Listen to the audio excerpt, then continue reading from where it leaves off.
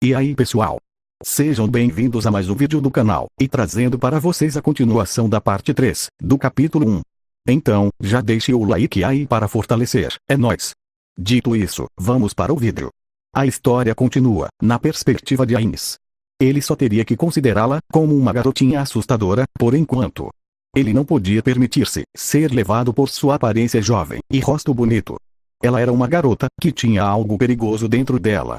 De todo modo, ele agora sabia que entrar em combate sem realizar mais experimentos era algo muito perigoso. Se este mundo fosse diferente de Yggdrasil e a morte fosse um final definitivo, então ele precisava saber o que era sentir o dano, sentir dor. O medo da dor na batalha pode levá-lo a perder uma luta que ele poderia ter vencido. Momonga falou: Keno-san, você disse que poderia usar magias de segundo nível no passado, mas e agora? O segundo nível ainda é o seu melhor. Keno falou: sim. Eu me concentrei em ampliar meus conhecimentos, ao invés de melhorar minhas habilidades de conjuração. Então, Momonga falou: entendo. Isso significa. O nível de Keno, assim como os níveis de habilidade, eram desconhecidos, mas não importava o quanto ela tentasse atacar, com suas magias de segundo nível, ela não seria capaz de causar qualquer dor, em comparação com as magias de ataque, usadas por seu oponente, a par com um Overlord. Ela era completamente inútil para esse propósito. Momonga falou: nesse caso, peço desculpas, mas ainda desejo continuar meus testes. Eu preciso usar magias de ataque, centrados em mim mesmo. Então, pode me dizer se existem áreas abertas, onde isso será relativamente seguro. As próprias magias de Suzuki Satoru devem ser capazes de causar algum dano a ele. Além disso, havia uma coisa que ele precisava esclarecer. Isso era para ver se Fogo Amigo estava em vigor. Seu estilo de luta mudaria, dependendo se a resposta fosse sim ou não. Coisas como usar magias de efeito de área, e assim por diante. Keno falou: um espaço aberto. Quão grande tem que ser? O maior espaço que conheço nos esgotos é de, sim, cerca de 50 metros de diâmetro. Momonga falou: 50 metros, Ele precisava evitar magias com efeitos colaterais em área, e magias que eram excepcionalmente efetivas contra paredes e outros objetos. Só então, tal tamanho seria considerado adequado. Teria sido mais sensato se teletransportar para fora da cidade e realizar seus testes. No entanto, ele não esperava que a situação terminasse assim, e além disso, ele não memorizou nenhum destino de teleporte fora da cidade. Em Yggdrasil, seria necessário deixar um marcador, mas neste mundo, aparentemente funcionava com a memorização do local em questão. Como estava sua mente ao saber de coisas do tipo? Falando nisso, ele ainda tinha um cérebro neste corpo. Quando ele começou a contemplar essa digressão, Satoru balançou a cabeça e baniu esse assunto inútil de sua mente, antes de responder a Keno. Momonga falou: entendo, pode me levar lá. O lugar para onde ele foi levado era de fato bastante espaçoso. Provavelmente, era um tanque central de coleta de esgoto que fluía pelas linhas principais do esgoto, de dutos às ramificações de canos menores. No entanto, estava vazio agora, exceto por marcas deixadas de décadas atrás. Ele ativou sua habilidade de verificar a presença de zumbis. Seria problemático se houvesse animais zumbis, como ratos, ou similares nos arredores. Se eles ocupassem a área de testes, ele poderia acabar gerando agro em todos os zumbis da cidade. Aliás, não havia coisas como slime zumbi. Embora todas as raças pudessem ser transformadas em zumbis ou esqueletons, havia certas exceções. Raças sem um sistema esquelético não poderiam ser transformadas em zumbis ou esqueletons. Assim era em Yggdrasil, e depois de verificar com Keno, era assim que funcionava neste mundo também. Depois de terminar seus testes, ele deu uma olhada para Keno, que havia permanecido em um lugar mais alto. Ela não mostrava sinais de fugir. Foi porque ela confiava nele, ou porque sentia que seria útil, ou porque sentia que não havia sentido em escapar. Vamos começar então, Momonga falou. Congreter Thunder. Essa magia, de 9º nível, era a magia relâmpago, de alvo único, mais avançada. Usar magias do tipo ígneas teriam funcionado também, mas ele tinha um pouco de medo do fogo. Afinal de contas, era uma de suas fraquezas, e foi por isso que ele escolheu essa magia. Claro, ele poderia ter usado algo mais fraco, como uma magia de 5º nível, ou algo assim, mas ele escolheu essa magia de alto nível, porque queria saber quanto dano algo do 9º nível faria a ele, bem como o quanto doeria.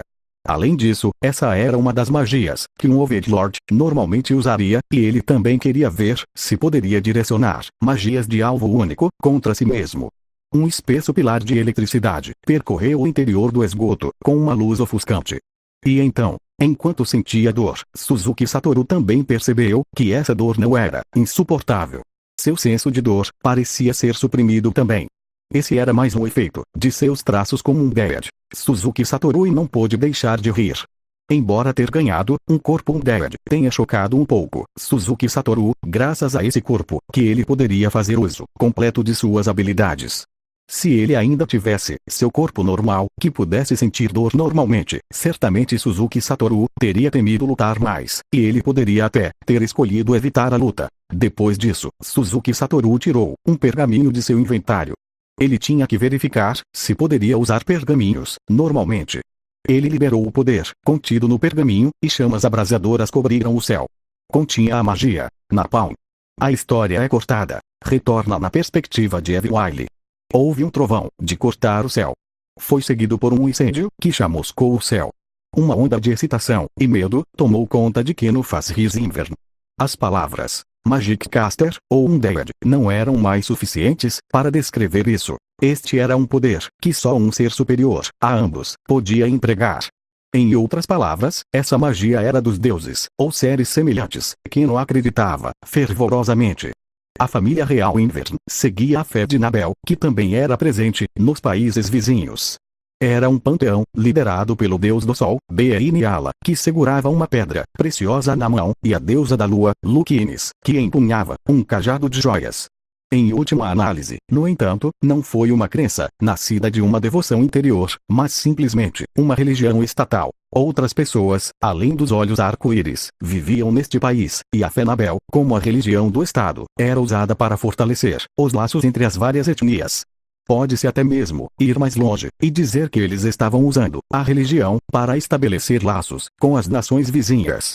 Naquela época, Keno era jovem e não sabia dessas coisas, então ela acreditava nos deuses com todo o seu coração.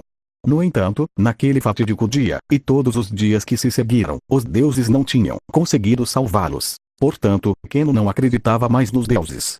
Mas o poder dos deuses, bem, esse era um assunto diferente. A existência de Magic Casters divinos provava a existência dos poderes dos deuses. Portanto, Keno fez pesquisas para pegar emprestado, aprender, ou mesmo roubar, o poder dos deuses, a fim de tentar restaurar todos ao normal. No entanto, nada do que ela tentou teve algum efeito. Talvez ela não fosse talentosa nesse campo, e por isso, interromperá sua pesquisa sobre o assunto. Depois de abandonar essa pesquisa e anos de trabalho, ela decidiu ir devolver os livros que havia pegado emprestado de um templo. No meio do caminho, Keno testemunhou um Undead sobre o céu da cidade. Um Undead esquelético, sem sequer um pedaço de carne em seu corpo, apareceu, e tanto o manto que usava, quanto a estranha varinha, pareciam poderosos itens mágicos. Ele irradiava uma aura de poder, encontrada apenas entre os mais poderosos. Parecia ser mais poderoso do que seu próprio pai. Keno imediatamente fugiu, com vários livros na mão. Depois de chegar a um lugar seguro, ela começou a se arrepender do que havia feito. Não deveria ela ter tentado negociar e buscar a salvação de seu povo. Seu arrependimento não se desvaneceu nem um pouco. Certamente não seria tarde demais se ela tentasse, não. Mais de uma vez, esse pensamento fez seu coração, que não mais batia, ficar pesado. Mas então, o dia de hoje aconteceu. Naquele momento, quando viu essa outra figura descendo do céu noturno, Keno fugiu, mais uma vez. Mesmo de longe, ela podia dizer que suas vestes imponentes estavam cheias de poder mágico. Aquelas roupas que não poderiam ter sido feitas por mãos humanas, ficaram ofuscadas por um majestoso cajado de ouro. Sua pura presença afastou o amargo arrependimento, e mesmo sua determinação, em seu coração, até que nada mais permaneceu. Keno acreditava que ele, Suzuki Satoru, comandava poder esmagador. Portanto, quando ele pediu a ela para lançar uma magia, ela o fez, sem qualquer hesitação. Ela acreditava que suas magias insignificantes não poderiam prejudicá-lo, nem um pouco. E, de fato, esse era o caso. Keno falou: pai, mãe, Nastasha, depois de tanto tempo, pode haver uma maneira de salvar todos. O tempo de Keno, até agora, tinha sido desperdiçado. Ela estudou todos os tipos de grimórios mágicos, e conduziu uma pesquisa, fazendo pleno uso de seu corpo, que não dormia, em prol de seu aprendizado. Embora tivesse sido autodidata, ela deveria possuir mais conhecimento do que um Magic Caster comum. Talvez Kenfas Risinvers não fosse capaz de salvar a todos, por mais que aprimorasse seu conhecimento, vivendo nessa cidade. Mas se aquele grande homem pudesse salvar a todos, então, como o único membro sobrevivente da realeza deste reino, ela concordaria com qualquer pedido que ele fizesse, mesmo que isso significasse se destruir. Ainda assim, eu não acho que tenho algo digno de oferecer a ele. Ele pediu conhecimento, porque teve pena de mim. Eu não entendo. Tudo que posso fazer é acreditar. Kenfas Risinvers apostou tudo o que tinha nesse novo ser que aparecera diante dela. Ela não sabia se isso terminaria em triunfo ou tragédia, ou se isso desenrolar-se-ia em uma saga heróica nunca antes vista no mundo. De todo modo, um novo capítulo começou na história de Keno. Fim. Obrigado por sua visualização e nos vemos no próximo vídeo.